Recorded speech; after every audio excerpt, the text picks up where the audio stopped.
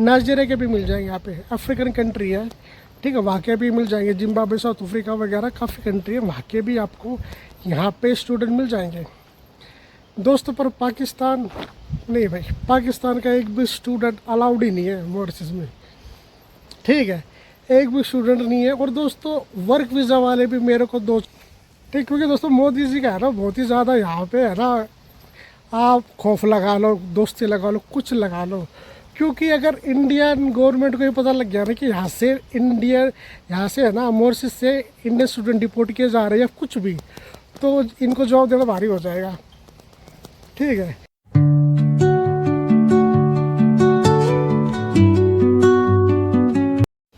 Hello good morning friend, welcome my new vlog. दोस्तों मैं ना एक बात से बहुत ही ज़्यादा सरप्राइज हूँ, वो इस बात से दोस्तों कि मॉरिशस में इंडियन स्टूडेंट की दोस्तों भरमार है। मॉरिशस है ना इंडियन स्टूडेंट को भर भर के वीज़ा देता है, 99% दोस्तों है ना वीज़ा आता है। पर दोस्तों अगर अब बात करें पाकिस्तान की, मैंने मॉरिशस में एक भी पाकिस्तान नहीं देखा दोस्तों, और मैं आपको है ना एवरीथिंग सब कुछ बताऊँगा ऐसा क्यों है, ठीक है। दोस्तों आज की वीडियो है ना बहुत ही ज़्यादा इन्फॉर्मेटिव होने वाली है, आपको वीडियो में बहुत ही ज़्यादा मज़ा आने वाला है, तो दोस्तों वीडियो को पूरा देखना। दोस्तों किसी भी कंट्री की पावर है ना, उससे पता लगती है कि जब आप देश से बाहर निकलते हो ना, किसी भी कंट्री में जाओगे ना, तो आपको पता लगेगा यार इस कंट्री की कितनी पावर है इस देश में, ठीक है। तो दोस्तों ऐसे ही है ना, तब से मैं मॉरिशस में आऊँ ना, यहाँ पे मेरे को 99% है ना इंडियन स्टूडेंट दिखाई देते हैं।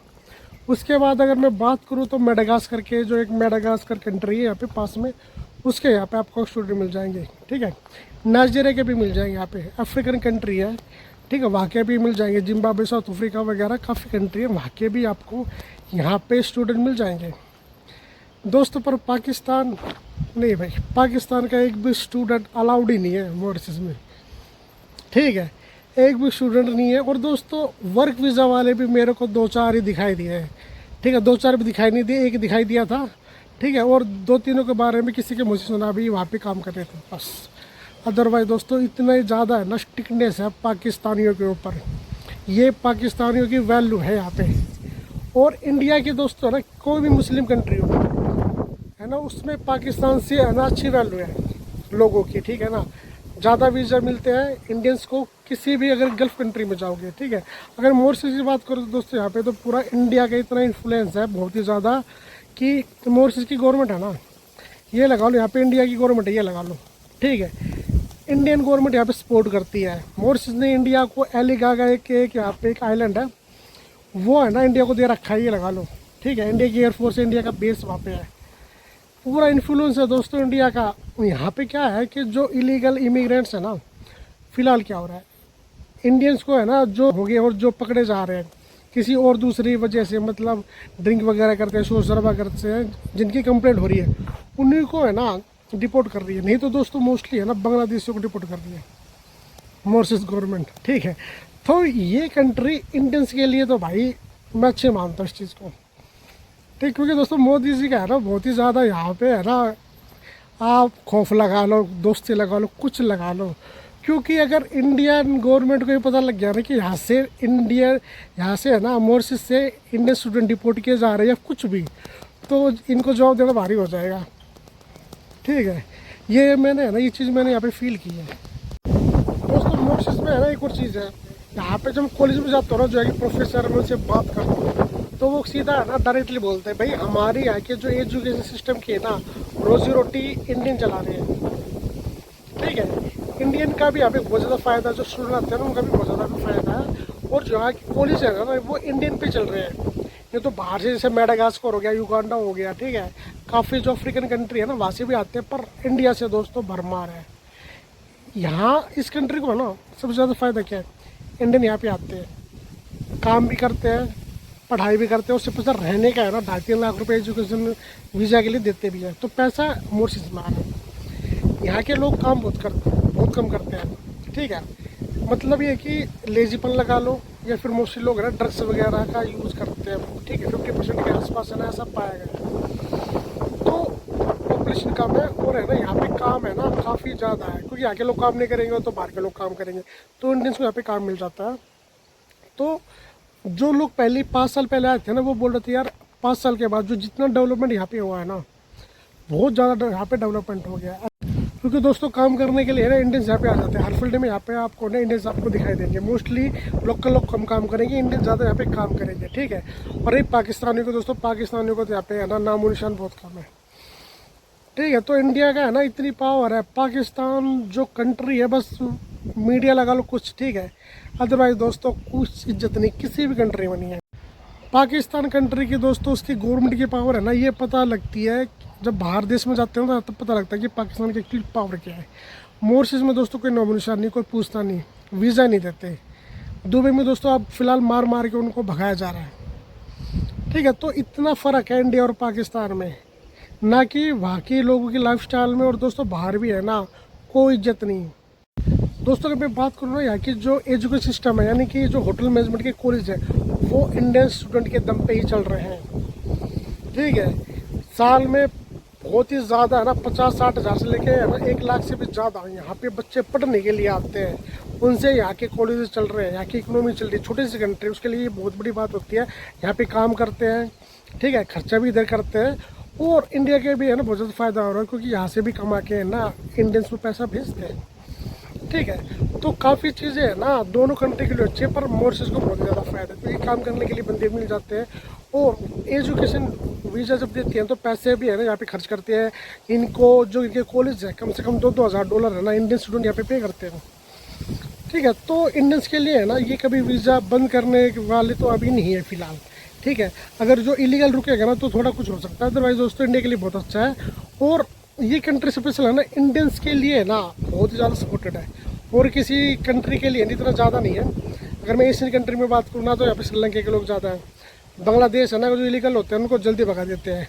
नेपाली यहाँ पे इलीगल नहीं होते, क्योंकि नेपाली लोगों को सबसे बड़ा फ़ायदा है कि यहाँ पे काफ़ी जो कंपनीज है ना, जैसे विनोर्स होगी और भी काफ़ी कंपनी नेपाली लोगों को सीधा वर्क वीज़ा देती है, इंडियंस को वर्क परमिट नहीं मिलता, ठीक है। डायरेक्ट ऐसे हायरिंग नहीं होती है, पर फिर भी है ना ऑक्यूपेशन वर्क वीज़ा इंडियन वाले को मिल जाता है, उससे वो है ना यहाँ पे ईजिली आ जाते हैं। दोस्तों सन्नी कोचर ने हमें कमेंट किया, उन्होंने ये बोला है कि मॉरिशस में एक जगह वाकवा, ठीक है, रियली एक जगह है ये हमारे पास है, वहाँ पे यूनिवर्सिटी है। वो बोल रहे हैं कि हम 40 अगर आपकी एज है ना, हम आपको वीज़ा प्रोवाइड करवा देंगे। क्या ऐसा पॉसिबल है, ये उन्होंने ये पूछा। भाई देखो यहाँ पे अगर आप होटल मैनेजमेंट की पढ़ाई कर रहे हो आफ्टर 12th, तो दोस्तों आपका वीज़ा है ना 35 साल अगर आपकी एज है उससे कम है तो ही आपका वीज़ा आ सकता है, अदरवाइज 40 साल तक वीज़ा नहीं आ सकता। दोस्तों ये बातें बहुत ही ज़्यादा इम्पोर्टेंट होती है। काफ़ी बार एजेंट है ना मतलब बहुत ही ज़्यादा धोखा कर देते हैं। वो बोलते हैं यार आपका वीज़ा लग जाएगा, वो ये नहीं देखते यार हम इसको बेवकूफ़ क्यों बना रहे हैं। वो क्या करते हैं कि आपसे पहले एडवांस पैसा ले लेंगे, फिर आपका वीज़ा हो जाएगा रिजेक्ट आपकी एज के चलते, या फिर कुछ भी। उनको पता है एजेंट को अब इसमें ये कमी है, ये फाइल कभी नहीं लगने वाली, कभी वीज़ा नहीं आने वाला।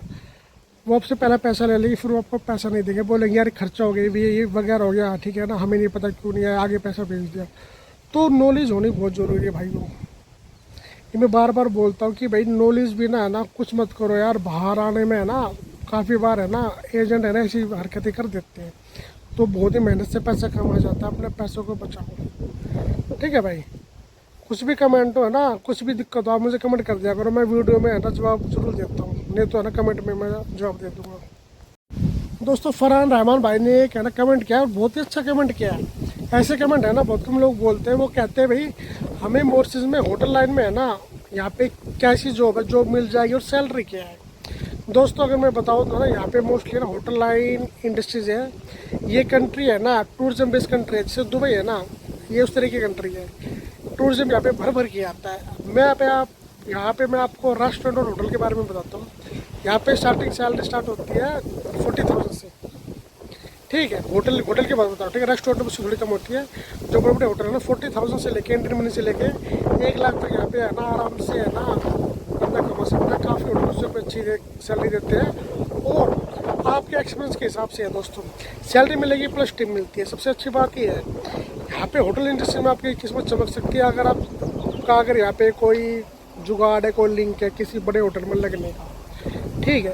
क्योंकि दोस्तों काफ़ी अच्छी सैलरी होती है वहाँ पर, ठीक है। अगर आप किसी कॉलेज के थ्रू जा रहे हो ना, काफ़ी कॉलेज ऐसे होते हैं कि वो खुद ही जॉब प्रोवाइड करवाते हैं, उसमें हेल्प करते हैं बंदों को, ठीक है। तो आप यहाँ पे ना होटल में लोगों के किसी फाइव स्टार वगैरह होटल में तो सैलरी बहुत ही तगड़ी है। यहाँ पे रेस्टोरेंट वगैरह में नॉर्मल वगैरह में तो दोस्तों है ना आपको यहाँ पे कम सैलरी मिलेगी।